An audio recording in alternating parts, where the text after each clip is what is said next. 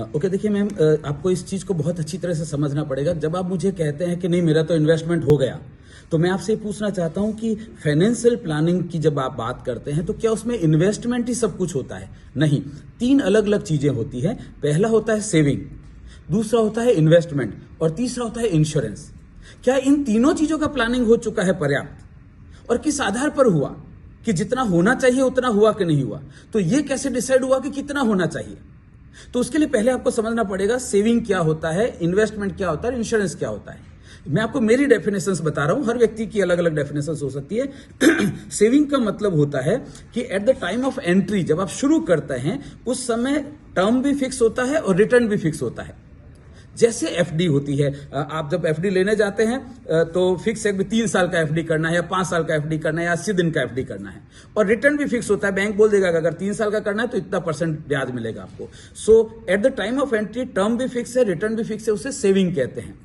और जिस अलग अलग नीड होती है जिसके लिए सेविंग की जरूरत होती है, तो क्या वो नीड आइडेंटिफाई आपने कर ली है और क्या उतने का सेविंग कर लिया है?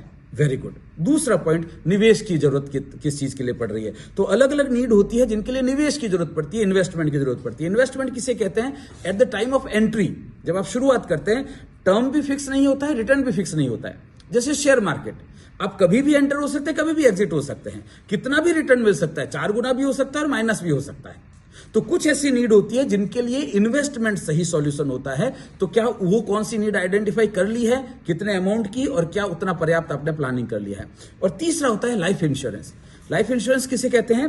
Eight the time of entry maximum term fix होता है, मिनिमम रिटर्न फिक्स होता है ना। जैसे इंश्योरेंस में क्या होता है, आप एक पॉलिसी लेते हैं तो 30 साल का टर्म है, यानी 31वें साल आप उसको नहीं एक्सटेंड कर सकते, वो 30 साल फिक्स है। और रिटर्न कितना मिलेगा? वो मिनिमम रिटर्न गारंटेड होता है, सम एश्योर्ड। अब हो सकता है कि आपने पूरा टर्म सर्वाइव कर गए, तो जो मैच्योरिटी बेनिफिट है, तो 30 साल का टर्म फिक्स है, मैच्योरिटी बेनिफिट कितना होगा वो उस समय पता चलेगा।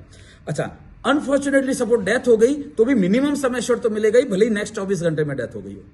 तो तीनों अलग अलग चीजें हैं, तीनों अलग अलग नीड के लिए है। वो क्या आपने आइडेंटिफाई कर लिया है और क्या उसके आधार पर प्लानिंग हो चुकी है सेविंग, इन्वेस्टमेंट और इंश्योरेंस की? ये जानना बहुत जरूरी है, तब आप कह सकते हैं कि आपका फाइनेंशियल प्लानिंग हो चुका है। तो अब जो आपने किया है वो सही है या नहीं है, उसको डबल क्रॉस चेक करना है। तो आप अपने एडवाइजर को कॉल करिए अभी, और अगर ऐसा प्लानिंग नहीं हुआ है तो भी आप अपने एडवाइजर को कॉल करिए अभी, और उससे समझिए कि ये सब किस तरह से किया जाता है। कॉल करिए अपने एडवाइजर को। All the best.